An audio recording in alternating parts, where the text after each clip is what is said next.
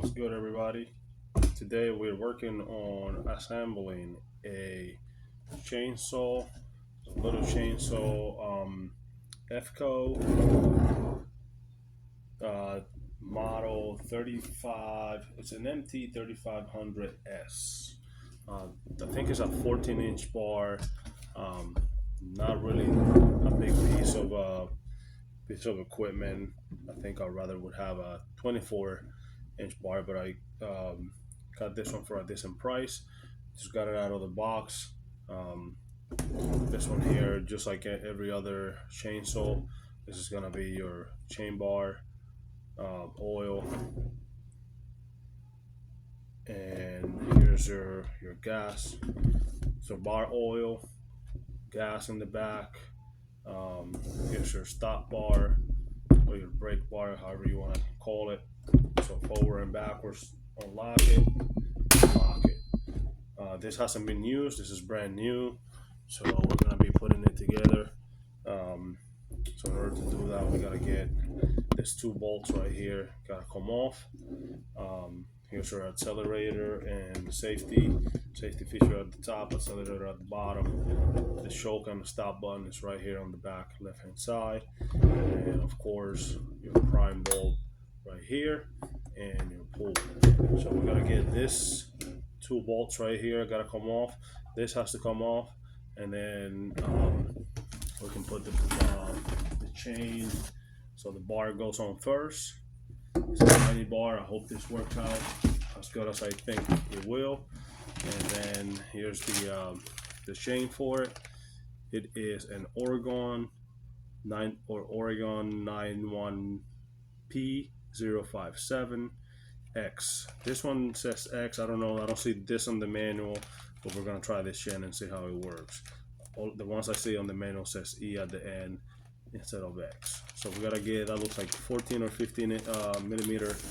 We're gonna go with the sockets. It did come with a wrench, but I don't feel like using this when I got a socket set and better tools. And then this is gonna be the flathead screwdriver for adjusting the chain in the back. So let's take these off, put them to the side, and get the chain ready.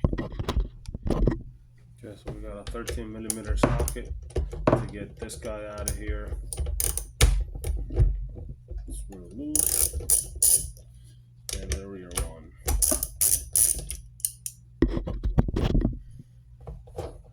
Nuts off, get them off to the side. Here's the pin guide right here, and this is what you're gonna work with when you turn this. So if you turn it clockwise, which is what they say you need to do once you have it installed, that's gonna bring your pin forward. So we gotta find out, we gotta put it in here and turn it clockwise until it fits in this little hole here. Take this protective portion out of it. So this is where you want your pin to fit in the bottom. Now that we have that, we get our chain, the bar. The bar goes right on these two nuts here, 1 and 2. So you can see here. Put this box out of the way. Not right on there. And then get your chain, and then your chain starts in the back here, and it works all the way forward. I would recommend, and I think the book says the same thing. You want to put some oil this previous to running it, so you have some lubrication on the bar before you get this going. And then you want this, you don't want this locked, so you want it set to the back where it's free and it's not locked up. Here's a washer right there. Again, just get your chain hook and center on the bar. Sometimes these chains come all tangled up, and you gotta be careful of how you take it apart, because you can end up with a real mess if you start just pulling and tugging. So just make sure that you take your time, and then you do want these teeth to face forward. You can see that little triangle.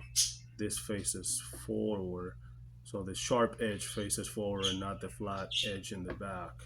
So you can see the back edge is straight across, and this one is on an angle. So this goes forward.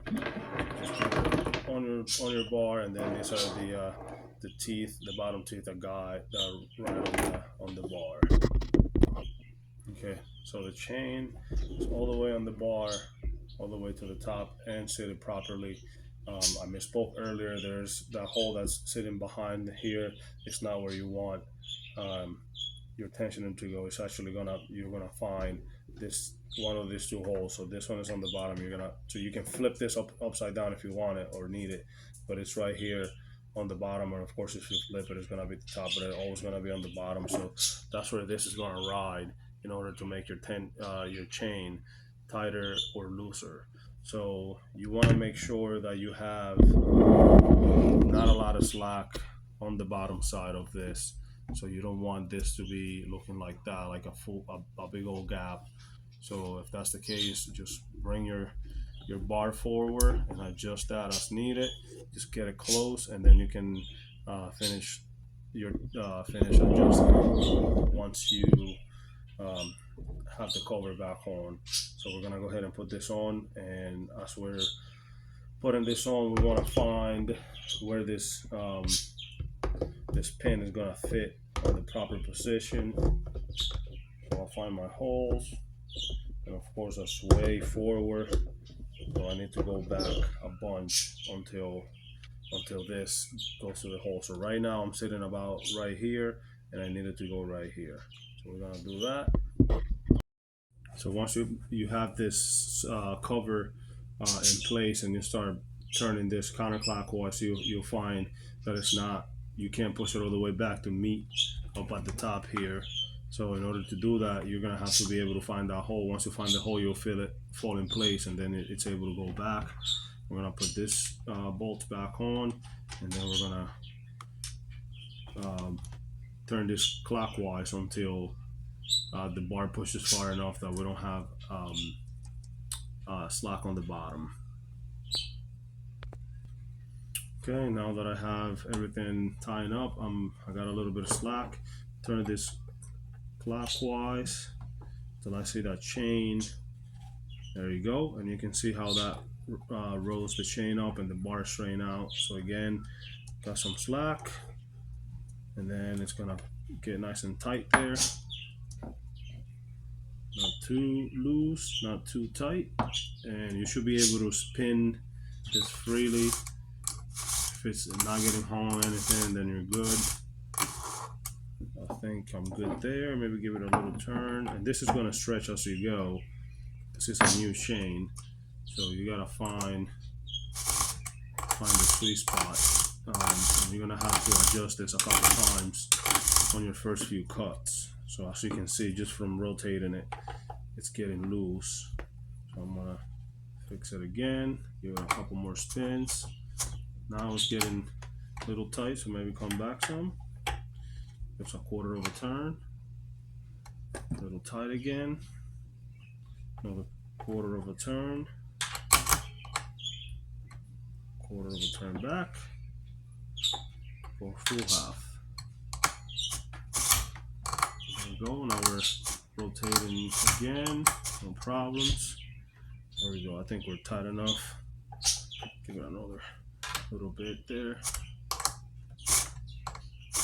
I think that's good. Now what I'm gonna do is I'm gonna go outside and get some transmission fluid and spray it right here and get this lubricated, and then work that chain forward a little bit to get that track lubricated. We're gonna put some gas. I've already mixed some oil and gas. So this 2-cycle 2-stroke. So you gotta mix your 2-stroke oil and gas to put it in here to avoid damaging the engine. Put some bar oil in the front, and then put that. This is a ratio of 50-1. So you just gotta go based on what the oil that you get recommends. So for 50-1, mine was 6.4 ounces of fluid. So I needed it would make 2.5 gallons. So I went half of that. It was 1.25 gallons. So I use a syringe to measure half of 6.4. that was 6.2. I mean 3.2, which was like 99 milliliters, and I put that into the tank and then filled it up, shook it. And that's what I'm gonna use for my weed eater and this here. So I'm gonna put some lube on the bar, like I said, on the tracks right here. Get that started, and then go ahead and put some gas, some oil, and run this puppy. See how it goes. Okay, so to grease that portion of the bar, I'm gonna be using the squirter, and I'm just gonna drop a little bit in there. Don't have to get crazy with it, and then the chain is gonna do the job of carrying the oil through. Just gonna move it a little bit, give it a little more. Just trying to get that nice and lubricated because it hasn't been started before, and now it's much smoother than it was when I first spun that off. I have another chainsaw over there, and that one is giving me issues. It won't run when I put the throttle on, so I think the carburetor is either adjusted or cleaned. We'll be fixing that one up at some point. It's also cutting weird, so I think the chain is either already bad or it's possible that the bar itself is damaged and because it cuts at an angle. But I think it's a chain problem because when I file the teeth, it does okay. It just won't stay running. So now I'm gonna tip this guy on his side, put some gas in it, some bar oil, and get it ready to run. All right, so we got everything's hooked up and ready to go.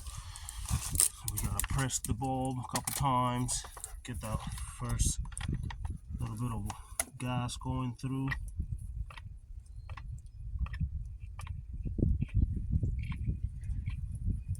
We got gas in there. Bring the leveler all the way down. Give it a couple pulls. Bar forward.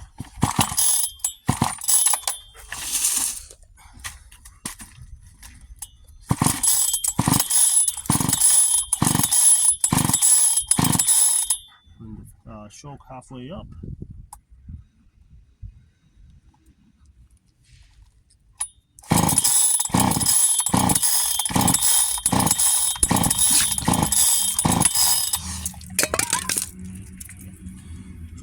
Goes my dog making a mess of everything.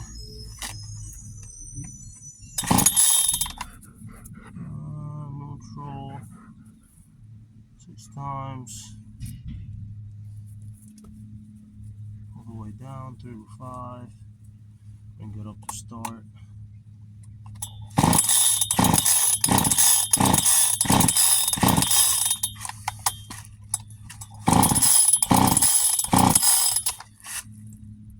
Got gas. Gotta figure out this switch. That's choke. I think we want to be here.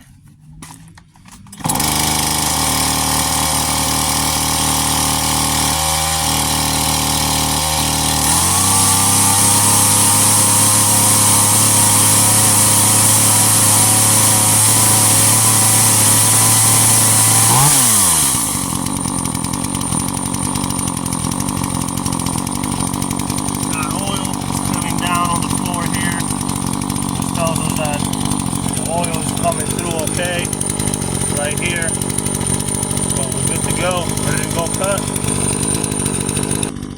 Let's see how it does on the first cut.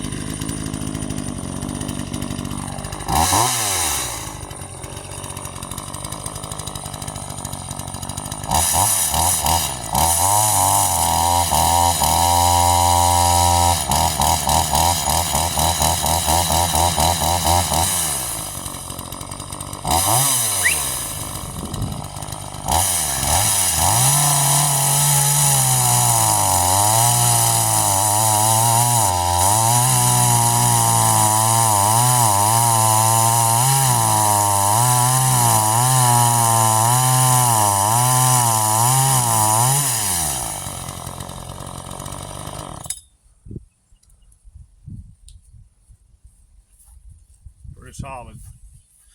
All right, let's get to some wood cutting. This is what I use in the winter for a source of heat. Got a little bit of wood here, a little bit over there. I got a little rig on my fireplace with a heat exchanger and a wood stove, or a pellet stove rather. We're looking to save some money for but these oil prices are through the roof, so I would recommend that to anybody. All right, be safe, save money, have fun.